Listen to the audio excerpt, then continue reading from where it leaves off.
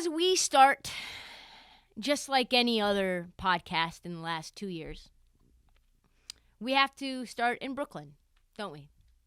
The news around the league the past week is that Kevin Durant is headed to Boston, or that there are rumors that the Boston Celtics have offered, this part is crucial, they have offered Jaylen Brown to the Nets in exchange for others as well. Also, Jaylen Brown plus others plus picks. Jaylen Brown is the centerpiece of this proposed from Boston side trade. Jaylen Brown, Derek White, multiple picks. The Nets have apparently rejected this pick, this offer, because it's the moon and the stars and the earth and the wind is only required for our man Sean Marks, GM of the Nets.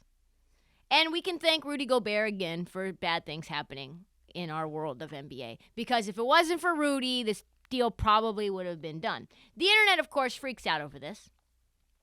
But to me, the move makes sense for both teams, right? The Nets, of course, are adamant about getting an all-star back in return for their package for Durant. And for the Celtics, coming off of the finals run, facing a very uncertain Eastern Conference where you could have gone to the finals and may never be back, like the Toronto Raptors. Your window might be open and then it might be shut because the Bucks are here.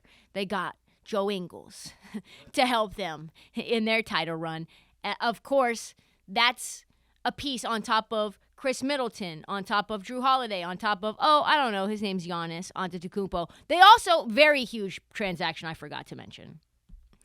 The Bucks recently this week have signed the fourth Antetokounmpo. So the dynasty is complete. All four stones to the Thanos glove are intact. All the Antetokounmpos will be sharing one hotel room together on the road. It's going to be tremendous. So you can expect more Antetokounmpos slapping their hands on the court, being amazing role players as Giannis continues his dominance. So that's happening. The Raptors are getting better with Scotty Barnes leading them the way. We've got the Cleveland Cavaliers, by the way, that were the 1 seed for most of the year until Ricky Rubio got injured. They have 1,000,000 7-footers on that team, and they have a plethora of guards. They're not going away. I think they're getting better. If the Chicago Bulls get healthy and they take another step with Dalen Terry as their point guard of the future, maybe they move on from Kobe White. Maybe they figure out a way to get Colin Sexton. They are taking another step. We've got, obviously, Miami isn't going anywhere. Philadelphia makes a move with P.J. Tucker and Daniel House running it back like the Houston Rockets of 2016, which I think is tremendous for a lot of reasons. They need to go out and get Eric Gordon as well. So, if you are the Celtics, you make this move, right? You have to. Because if you can get Kevin Durant and make sure this window is as wide open as you can stretch your little arms, or your long arms if you're Robert Williams, as long as you can stretch your wingspan out, that's what you do. You must do. The Celtics throwing the dice on Kevin Durant is a win-now move, especially considering the fact that Jaylen Brown is needing to be extended in 2 years. You've already floated his name out there in trade talks. How does he feel about that? If that deal doesn't get done, maybe that's a poisonous little pill that you made for your own self in your own little cup and drink. I told you I don't have it today. I know I would possibly be salty if my name was thrown out in a trade rumor and it didn't end up getting done. And it's like, well, you didn't think I was enough. I only outperformed Jason Tatum pretty much every single game of the finals. Why not throw Tatum's name out there?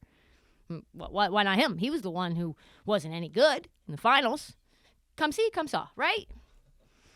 Jaylen walks to the beat of his own drum, so I'm not sure if he actually feels that way. Still, very bold move from the Celtics. I love it. The thought to me of Tatum and Kevin Durant together, can anyone stop those wings? You've then got Marcus Smart still. You still got my man Malcolm Brogdon when healthy, if healthy. You've got Rob Williams, who's an absolute baller. He's only going to get better. You still have role players on this squad. I mean, we've seen super teams before. But I don't know if 2 front court scorers like this can be stopped. No double teaming either, especially with the lob threat there in Rob Williams. Could be an absolute bloodbath. They immediately become the top team in the East if it's Kevin Durant, Jason Tatum, Malcolm Brogdon, Marcus Smart, Rob Williams, Al Horford, Grant Williams. Like Peyton Pritchard. What? Come on. So, and by the way, the Hawks got better with DeJounte Murray. The East is stacked. Listen, stacked. Keep in mind, though, that this news broke after Shams and Woj reported that it was getting more and more solid that Kevin Durant was going to stay in Brooklyn. So the Celtics were like, let's just try to put our pieces there because we know they don't want that. That's not an ideal scenario. You don't want to have a player on your team who's disgruntled, who's asked for a trade, and you did not give him said trade. And, of course, KD is busy tweeting about hypothetical matchups between different eras because why not? Still not backing away from that trade request. Still continuing to stand firm in that. And the Nets cannot settle for less because Rudy Gobert and Danny Ainge and the Jazz move makes anything less look really bad. Even though that was a fleecing, everyone around the league knows it's a fleecing. Does it make Minnesota a lot better? Of course it does, but still, it's a shitload of picks. If I'm the Celtics, 1,000% I do this trade. 1,000%. I don't care that Kevin Durant is older. I don't care that Jaylen Brown is a young star.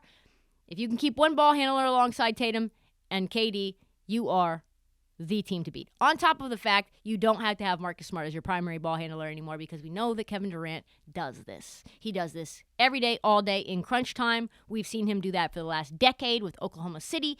Even was the primary ball handler at times with Golden State. Was the primary ball handler at times with the Brooklyn Nets. Even last playoffs when they got swept to the Boston Celtics, he was the primary ball handler. That was the whole point, that he was getting double teamed because he always had the ball in his hand. He had to go off ball, and that created all kinds of issues. That's been his role. And it immediately, like I said, makes the Celtics the team to beat. Plus, all those picks don't matter. You're talking about if you get 4 first-round picks for Kevin Durant, who cares? Like, you've got young studs. Tatum is in his 20s. As long as Tatum's there, those first-round picks are going to be in the late 20s. You're not going to have any lottery picks. What are you talking about? So do it. Make it so, basketball gods. Make it so.